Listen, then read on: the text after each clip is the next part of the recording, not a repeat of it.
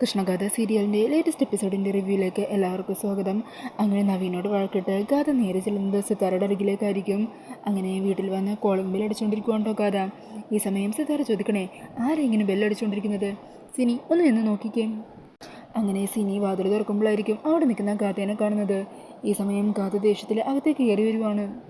ആ ഗാഥേ, മോളായിരുന്നോ? അല്ല, നീ എന്താ പെട്ടെന്ന് ഇങ്ങോട്ട്? എന്തു പറ്റി നിനക്ക്? നവീൻ വന്നില്ലേ? മമ്മി, ഇന്ന് നവീൻ എന്താ ചെയ്തതെന്നറിയോ? ഒത്തിരി ആൾക്കാരുടെ മുമ്പിൽ വെച്ച് പരസ്യമായിട്ടെൻ്റെ മുഖത്ത് തല്ലി. മോളെ, നീ എന്തൊക്കെയാ പറയുന്നത്?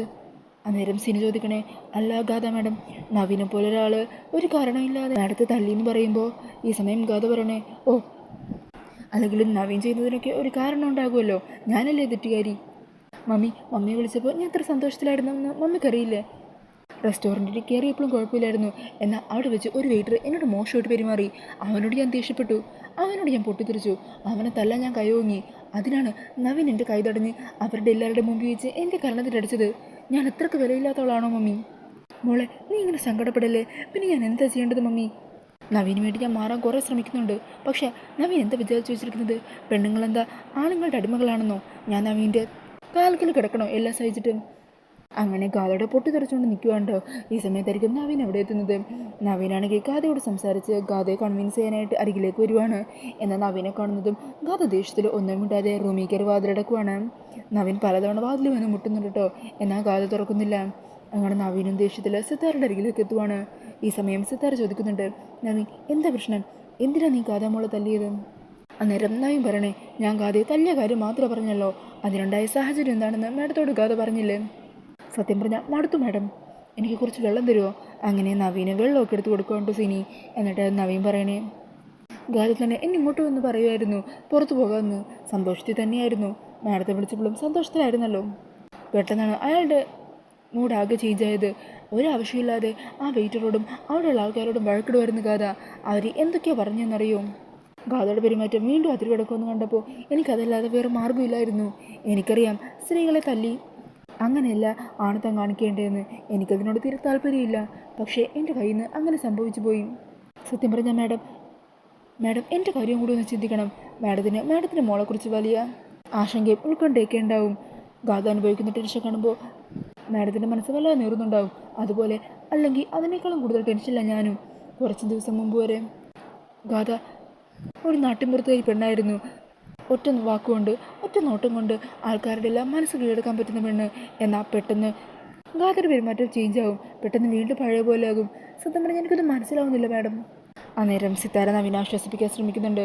നവീൻ പറയുന്നത് എനിക്ക് മനസ്സിലാവുന്നുണ്ട്, പക്ഷേ എന്ത് ചെയ്യാനാ? മോളുടെ മനസ്സിലെ ഡിപ്രഷനെ കുറിച്ച് നവീനും അറിയാവുന്നതല്ലേ, അത് മാറ്റിയെടുക്കാൻ അവൾ മരുന്നും കഴിക്കുന്നുണ്ടല്ലോ. അന്നേരം നവീൻ ചോദിക്കണേ, അല്ല മാഡം, ഗാഥയ്ക്ക് ഇതിനു മുമ്പ് ചെറുപ്പത്തിൽ തൊട്ടേ ഇങ്ങനത്തെ എന്തെങ്കിലും പ്രോബ്ലംസ് ഉണ്ടോ? ഇല്ല നവീൻ, എൻ്റെ മോൾക്ക് ഒരു കുഴപ്പമില്ല. ആ സർപ്പബലിയൊക്കെ കഴിഞ്ഞ് അവളുടെ മനസ്സാകെ ഡിപ്രസ്സായി.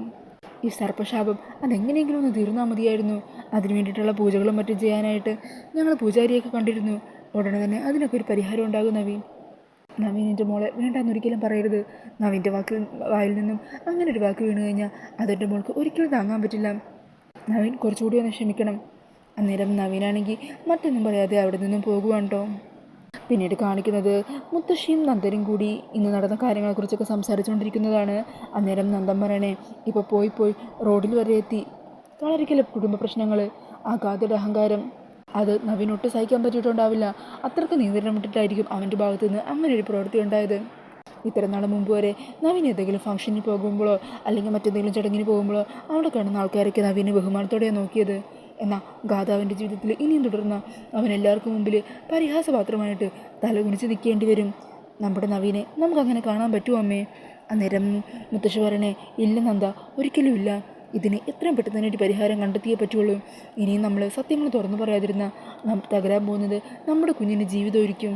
അതുകൊണ്ട് എത്രയും പെട്ടെന്ന് തന്നെ സിത്താരയെ കണ്ട് കാര്യങ്ങൾ പറഞ്ഞു തീർക്കണം. ഇപ്പം നമുക്ക് സത്യങ്ങൾ അറിയാമെന്ന് സിത്താരക്കറിയാലോ, എന്നിട്ടും സിത്താരയുടെ ഭാഗത്തു നിന്ന് മറ്റൊരു നീക്കം ഉണ്ടാകുന്നില്ല. അതിൻ്റെ അർത്ഥം സിത്താരയ്ക്ക് എന്തോ ഒരു കോൺഫിഡൻസ് ഉണ്ടെന്നല്ലേ? അന്നേരം നന്ദൻ പറഞ്ഞേ, എന്താണെങ്കിലും അമ്മേ, നാളെ ഞാൻ സിത്താരയെ ചെന്ന് കാണുന്നുണ്ട്. സിത്താരയെ കണ്ട് കൃഷ്ണ എവിടെയാണെന്ന് അറിയണം. അതുപോലെ കൃഷ്ണയുടെ മനസ്സ് മാറ്റിയെടുക്കാൻ ശ്രമിക്കണം. കൃഷ്ണയുടെ മനസ്സ് മാറ്റി നവീനൊപ്പം ജീവിക്കാമെന്ന് അവളൊരു വാക്ക് പറഞ്ഞാൽ മാത്രം മതി. അടുത്ത നിമിഷം തന്നെ നമുക്ക് നവീനെ എല്ലാ സത്യങ്ങളും തുറന്നു പറഞ്ഞ് അറിയിക്കാമേ. പിന്നീട് കാണിക്കുന്നത് നവീനാണെങ്കിൽ തൻ്റെ ജീവിതത്തിൽ നടക്കുന്ന കാര്യങ്ങളെക്കുറിച്ച് ഓർത്ത് ആകെ ടെൻഷനിലിരിക്കുവാണ്. ഈ സമയത്തായിരിക്കും മാണിക്കുഞ്ഞ് അങ്ങോട്ടേക്ക് വരുന്നത്. സാറേ, അനിയൻ സാറിനെ വിളിച്ചിരുന്നു പ്രോപ്പർട്ടി കാണാനായിട്ട്, നാളെ നമുക്ക് അങ്ങോട്ട് ചെന്നാലോ? ഞാനത് ഓക്കെ പറഞ്ഞു. ഇവിടെ മാണിക്കുഞ്ഞ്, എനിക്കിപ്പോൾ തന്നെ ഇതൊക്കെ പറയണോ? എൻ്റെ മൈൻഡൊക്കെ ഡിസ്റ്റർബ് ആയിട്ടിരിക്കുവാണ്. അന്നേരം മാണിക്കുഞ്ഞ് പറയണേ, എനിക്കറിയാം സാറേ, നടന്ന കാര്യങ്ങളെല്ലാം അമ്മേനോട് പറഞ്ഞിരുന്നു. റെസ്റ്റോറൻറ്റിൽ വെച്ച് ഗാതമ്പടത്തിൻ്റെ പെരുമാറ്റം അതിൽ വിട്ടുമല്ലേ? അതെല്ലാം അറിഞ്ഞതുകൊണ്ട് തന്നെയാണ് നാളെ തന്നെ അങ്ങോട്ടേക്ക് വരാമെന്ന് ഞാൻ സമ്മതിച്ചത്.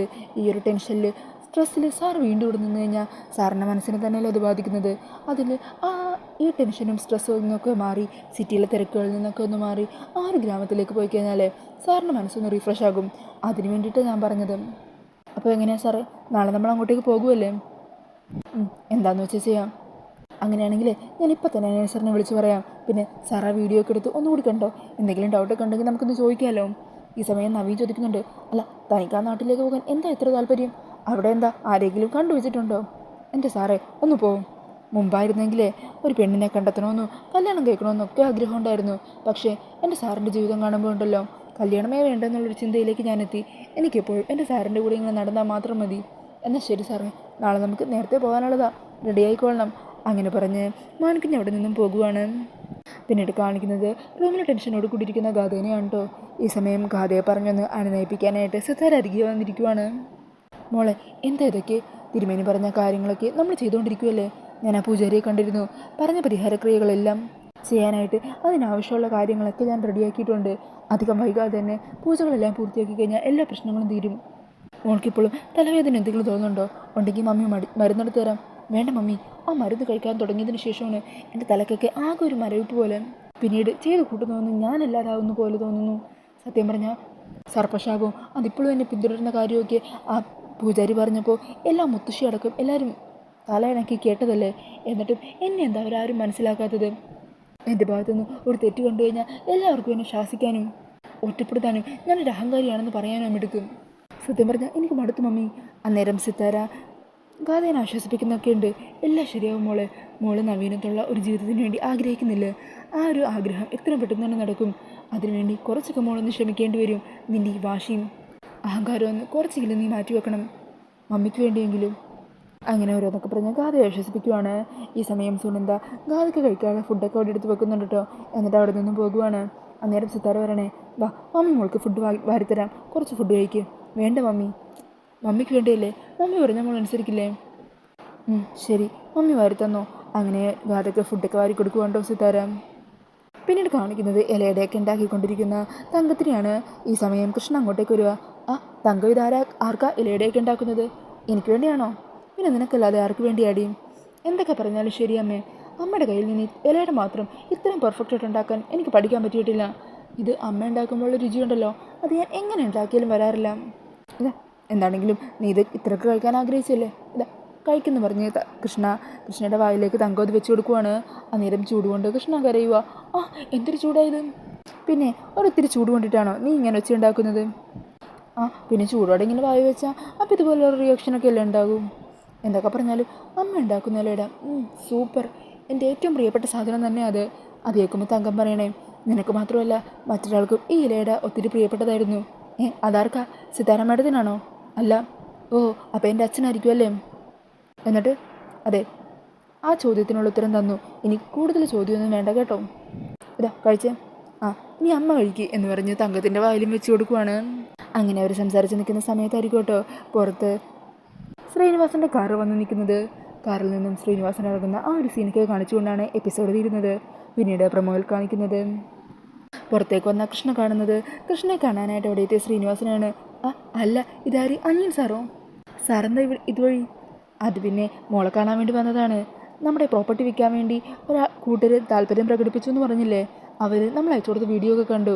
ഇന്ന് സ്ഥലം കാണാൻ വരുമെന്ന് പറഞ്ഞു. ആ സമയം മോള് കൂടി അവിടെ ഉണ്ടെങ്കിൽ എനിക്കൊരു ധൈര്യമായിരുന്നു. അതിനെന്താ, ഞാൻ വരാമല്ലോ സാറേ. പിന്നെ ഇവിടെ ഒരാൾക്ക് സാറിനെ കാണണമെന്ന് വലിയ ആഗ്രഹമുണ്ട്. എന്താണെങ്കിലും സാർ ഇപ്പോൾ വന്നതല്ലേ, ഒരു 2 മിനിറ്റ് കൂടെ വെയിറ്റ് ചെയ്യോ, ഞാനിപ്പോൾ തന്നെ ആളെ കൂട്ടിക്കൊണ്ട് വരാം. അങ്ങനെ പറഞ്ഞ് കൃഷ്ണ അകത്തേക്ക് പോകുവാണ്. അമ്മ കാണാൻ ആഗ്രഹിച്ച ഒരാളുണ്ടല്ലോ, അയാളത് നമ്മുടെ മുറ്റത്ത് വന്ന് നിൽക്കുന്നുണ്ട്. അതാരാ? വേറെ ആര്? അനിയൻ സാറ് തന്നെ. അമ്മ വാ, ഇന്ന് അനിയൻ സാറിനെ അമ്മക്ക് കൈയോടെ കാണിച്ചു തരാം. അങ്ങനെ പറഞ്ഞ് തങ്കത്തിനെയും കൂട്ടി കൃഷ്ണ പുറത്തേക്ക് ഇറങ്ങി വരുന്നുണ്ട്. അപ്പോൾ ആ ഒരു സീനൊക്കെയാണ് കേട്ടോ പ്രൊമോയിൽ കാണിക്കുന്നത്. അപ്പോൾ ഈ ഒരു റിവ്യൂ ഇഷ്ടമായിട്ടുണ്ടെങ്കിൽ മറക്കാതെ വീഡിയോ ഒന്ന് ലൈക്ക് ചെയ്യണേ. ഇതുപോലുള്ള കൂടുതൽ റിവ്യൂസിനായിട്ട് ഈ ചാനൽ ഒന്ന് സബ്സ്ക്രൈബ് ചെയ്തും കൂടി സപ്പോർട്ട് ചെയ്യണേ. താങ്ക്